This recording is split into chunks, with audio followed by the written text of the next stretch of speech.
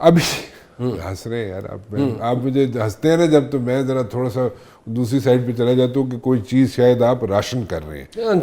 میں ہنس نہیں رہا تھا، ہنسی ہمارے ہونٹوں سے کب کی چھینی جا چکی ہے. اچھا میں ویسے موڈ ہمارا ہم اچھا رکھتے ہیں. شیر افضل مروت کا کیا فیوچر ہوگا خان باہر آ جائے تو؟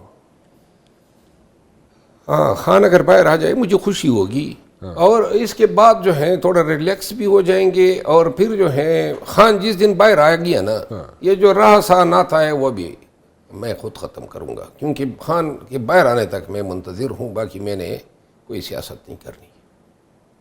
مطلب آپ سیاست ہی چھوڑ دیں گے؟ نہیں کیا بات سیاست، یہ کوئی سیاست ہے؟ اور یہ سیاستدان میں نے بڑے قریب سے دیکھ لیے.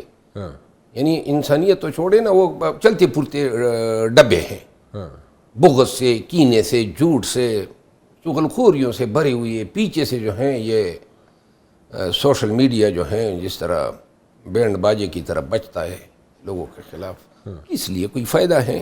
کوئی فائدہ تو ہونا. لیکن محمد صاحب آپ کہتے تھے کہ جناب خان باہر آ گیا یا میری اس سے ملاقات ہو گئی تو نہ اس کو کچھ بولنے کی ضرورت ہے نہ مجھے کچھ بولنے کی ضرورت ہے، سب ٹھیک ہو جائے گا. میں آپ کو یہی تو عرض کر رہا ہوں نا. ہماری لیکن ابھی آپ بات کریں کہ میں چھوڑ دوں گا سیاست ہی چھوڑ دوں گا. کیا کرنا ہے وہ سیاست؟ دیکھیں جس پارٹی سے 3 دفعہ آپ کو نکالا جائے، فیصلے تو خان کے ہیں نا. فیصلے تو خان کے ہیں نا.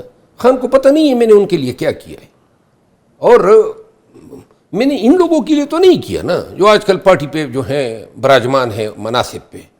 یہ کون تھے، کہاں سے آ گئے؟ میں نے تو خان کے لیے کیا تھا نا. اور جن خان نے خود مجھے کہا کہ آپ کو ڈمپ کرنا چاہتے ہیں، میں نہیں ہونے دوں گا. اگر خان خدا نخواستہ باہر نہیں آتا ہے، میں خان کی طرف میری نظریں ہوں گی کہ یہ مجھے بلائیں. کیونکہ میں 1 سال سے پی ٹی آئی کے لوگ مجھے کہتے ہیں کہ یہ الیکشن کے بعد آپ کا کیا کردار ہے. الیکشن کے بعد پارٹی نے مجھے سائیڈ لائن کیا ہے. کوئی مجھے کسی بھی سلسلے میں احتجاج میں کوئی ذمہ داریاں نہیں دی ہے. کیوں نہیں دی ہے؟ کیونکہ اندیشہ یہ تھا کہ کہیں اگر احتجاج بڑھتے بڑھتے لاکھوں تک بڑھ گیا اور خان رہا ہو گیا تو پھر میری جو پاپولیرٹی ہے وہ پھر کبھی کم ہی نہیں ہو سکے گی. یہی وہ کینہ تھا. اور خان صاحب اگر باہر آ گیا نا، میرے لیے بس اتنا ہی کافی ہے. باقی کسی کا اگر یہ خیال تھا نا کہ پی ٹی آئی میں میرے لیے کوئی ایسی قارون کا خزانہ ہے جو عزت کے ڈیر انہوں نے میرے سر پہ بٹھا کے مجھے گھر تک بھیج دیا ہے، وہ میرے لیے ساری زندگی کے لیے کافی ہے. مجھے کسی پارٹی کی قطعاً کوئی ضرورت نہیں ہے، نہ مجھے کسی سیاسی شخصیت کا کوئی دست شفقت اس لیے درکار نہیں ہے کہ میرے کوئی سیاسی عزائم ہی نہیں ہے. میں وکیل ہوں، میرا پیشہ میرے ساتھ ہے، میرا علم ہے، میرا تجربہ ہے.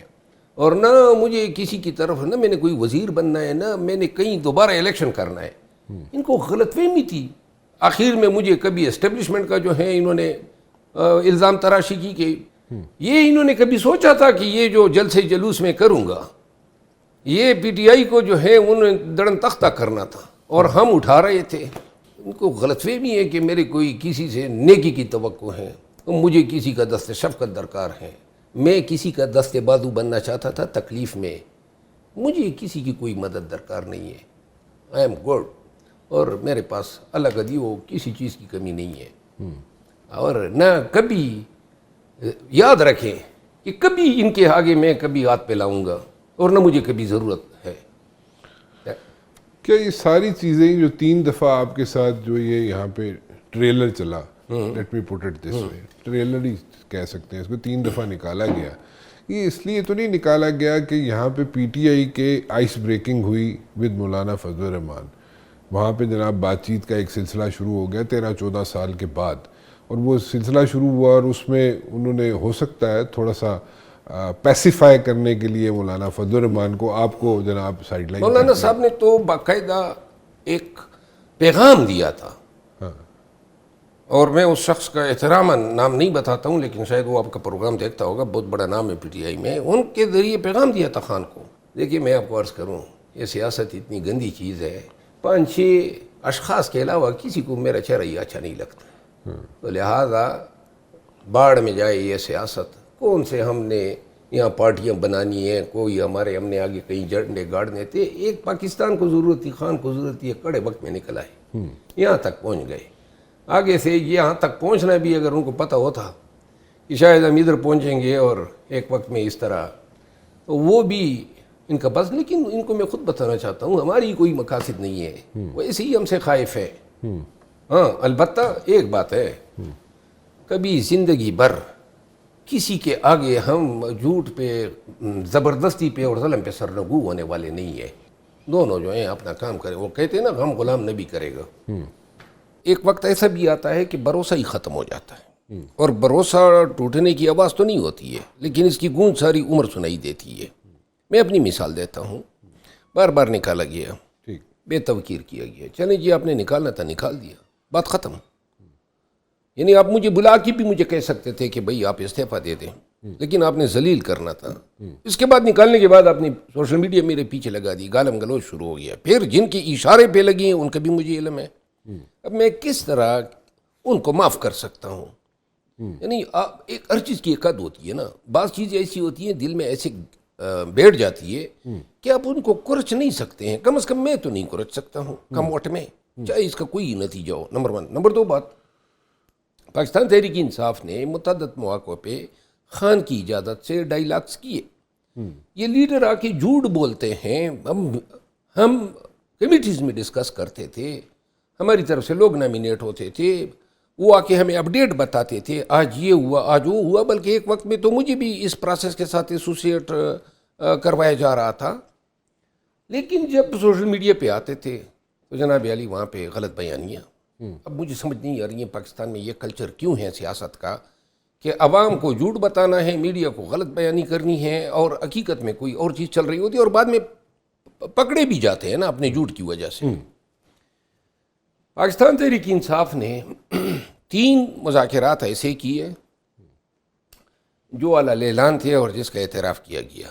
ٹھیک، 2 مذاکرات ایسے تھے جن کا کبھی ہم نے اقرار نہیں کیا. آج میں پہلی دفعہ آپ کے سامنے کہہ رہا ہوں. ایک ہم نے مذاکرات کیے اکتوبر کے پہلے ہفتے میں، اچھا، اور ایک مذاکرات کیے جب 26 نومبر ہوا، اس کے بعد دسمبر کے مہینے میں، اچھا، دسمبر 2024 میں. ٹھیک، اکتوبر کے مہینے میں مذاکرات جو ہیں وہ بڑے نتیجہ خیز ہونے جا رہے تھے.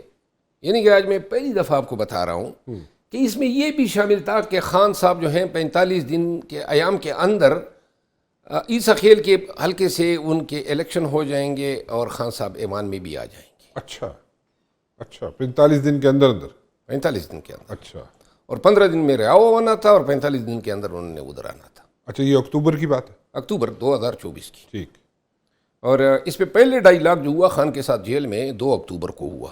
اچھا، اوکے، اور لاسٹ جو اس حوالے سے ملاقات ہوئی اور وجہ خان صاحب بھی بنے، یہ ڈائیلاگ آگے نہیں چل سکی.